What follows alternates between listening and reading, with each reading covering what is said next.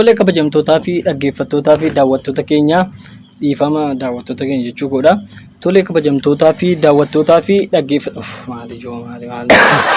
kun taanitti maajii rakkadhanaa ta'uudha.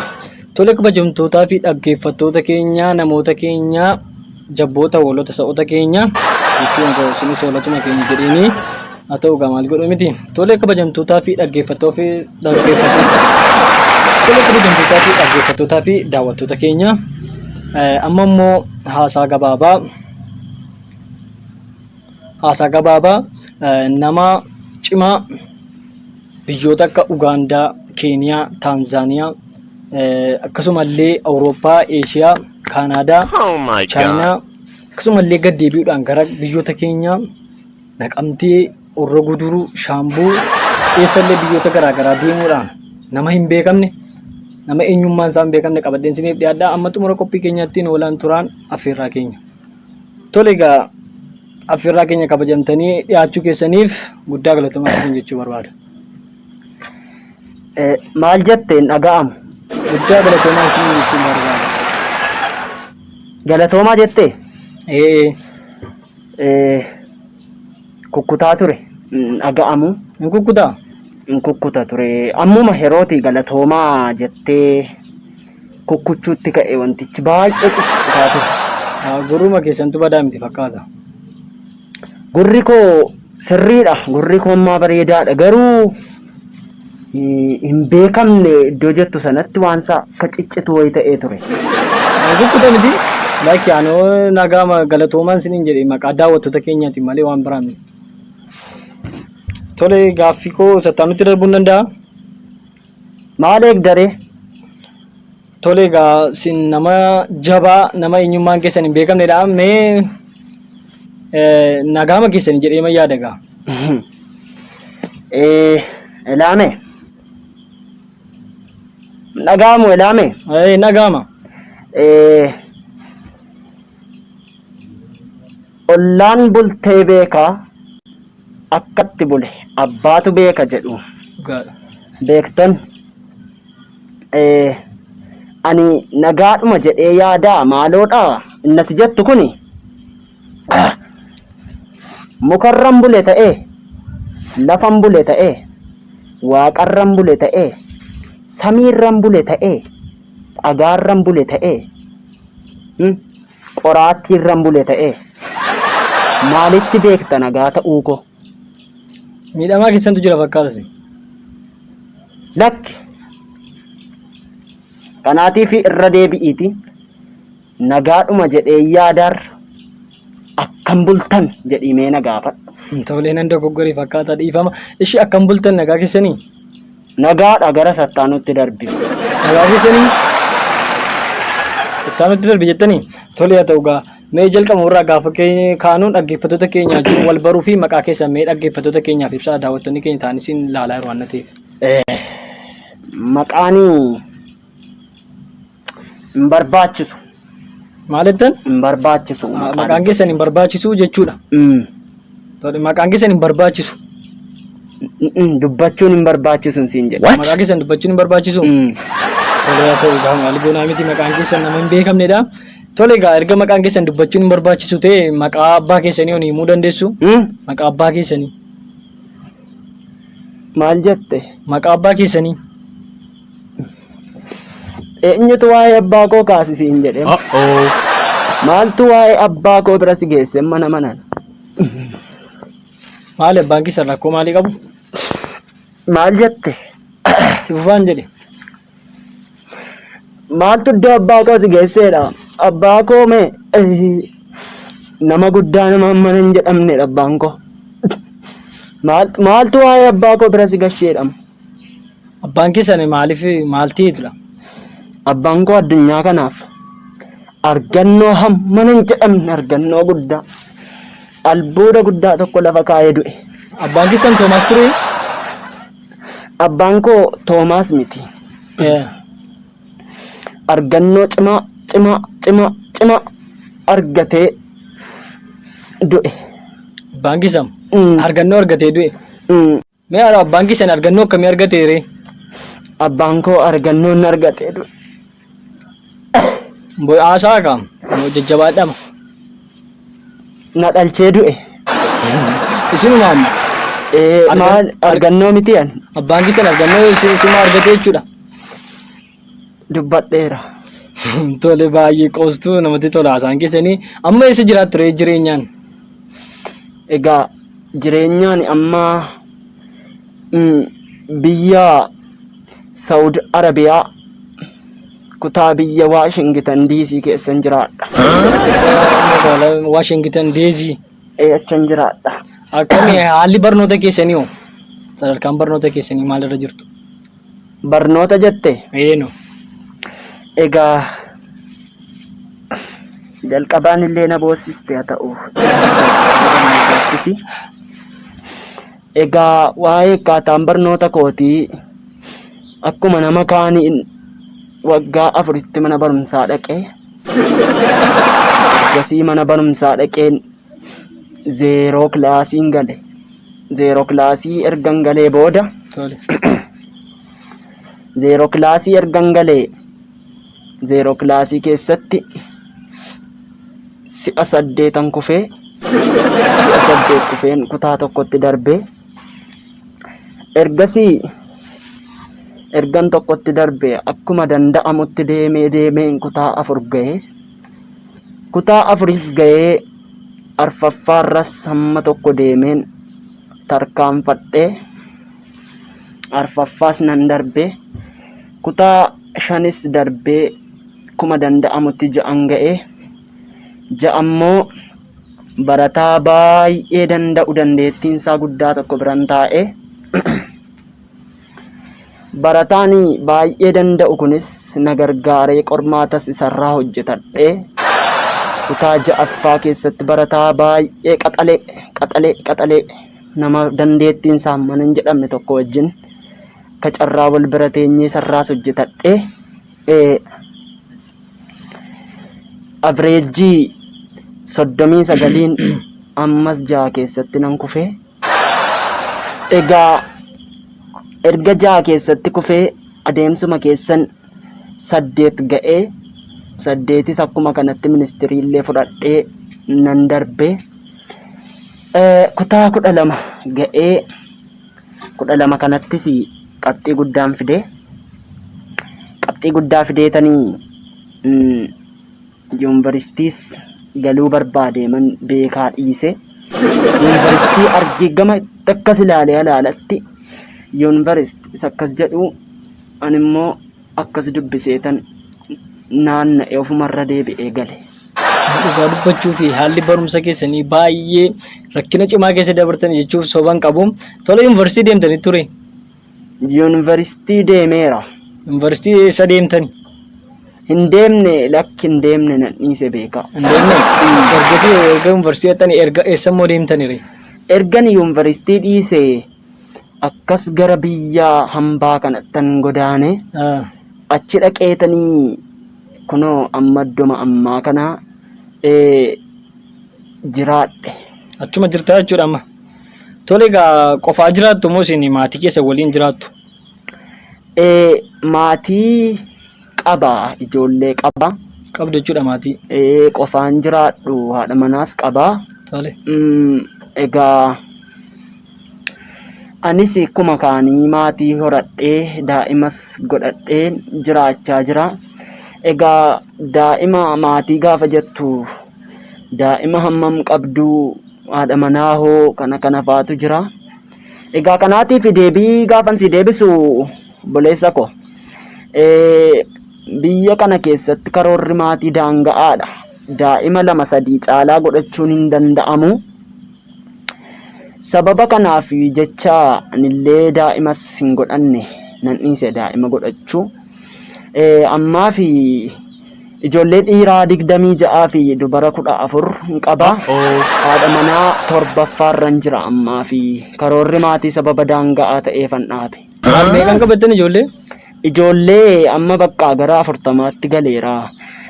Akka karoora koottis na milkaa'uu dide sababa karoora maatiif jecha amma bakka biyyi keenya bulchiinsuma tokko uumuutan barbaada ofii koo akka karoora kootti.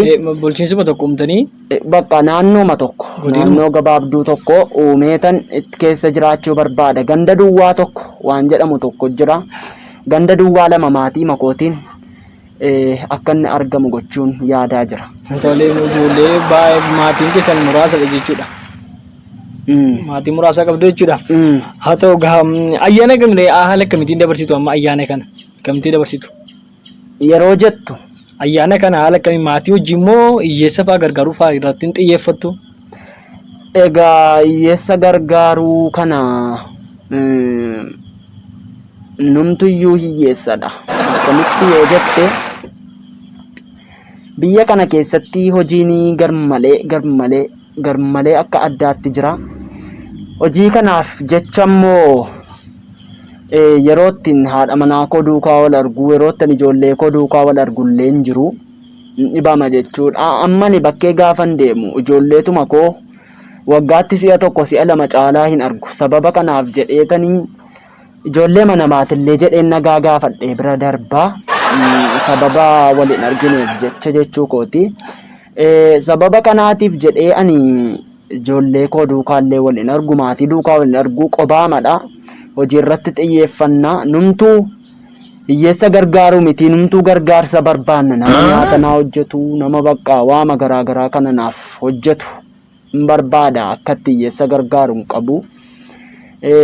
Silaallee yaanna garuu immoo hin danda'amu waan godhu hin qabu. Tolee kaa namni jireenya alaa jiraatu jireenyuma gaarii waan jiraatu fakkaata. Tolee isin rakkina keessa jirtu fakkaata. Mee haala qaala'insa gabaa kana yeroo ammaa kana irratti maal jettu isin? Qaala'insa gabaa mudate kanaaf.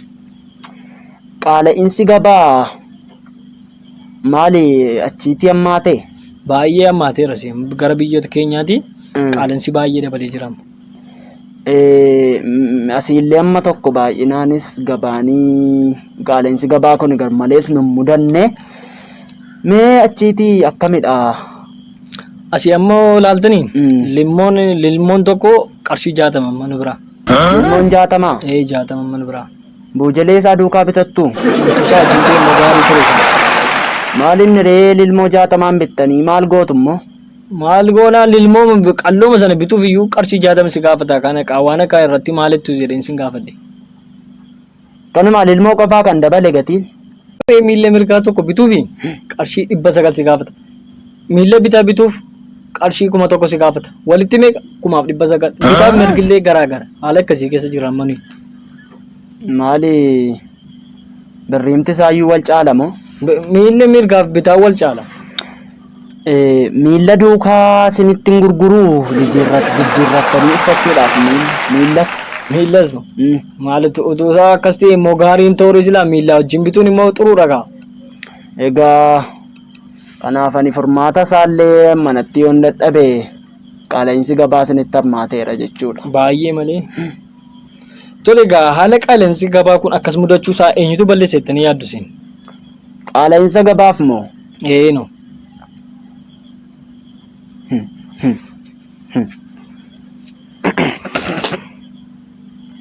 Qaala'insa gabaadhaaf tokko jedhime.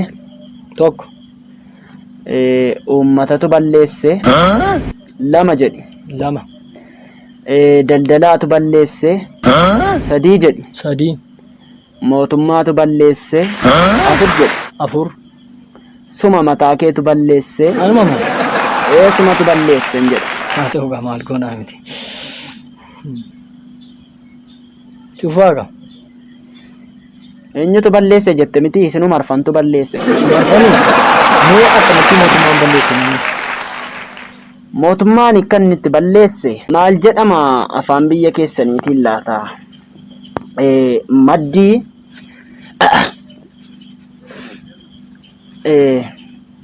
afaan biyya keessaniitiin maal jedhama laata? Madda wanti jedhamu resource isa jedhamu jechuudha. Mootummaan maddichi eessaa dhufa?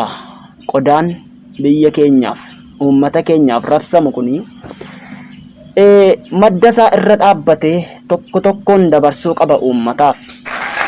Inni callisee ilaalee jennaan maal godharee maal dirqama? Inni dabarsu sun birrii humnaa oliin dabarsuu danda'a. uummata keenya immoo rakkisuu danda'a. Sababa kanaaf jecha madda isaa tokko tokkoon laaluu qaba.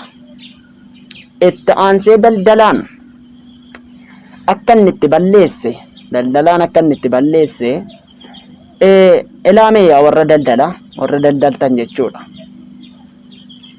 Saamunaa Oostiriichi birrii 16 uummatatti gurgurtu, birrii 14 fiddu, 15 nan fide, birrii tokkittiin buufadhee jettanii uummatan gowwomsiinaa. Birrii 2 buufattan, bu'aan keessan birrii 2 wanta ta'eef uummatan gowwomsiina. Birrii 2 buufattan sin ga'a. Wantichi wal ajjeesuu osoo hin taane wal jiraachisuudha wanta ta'eef.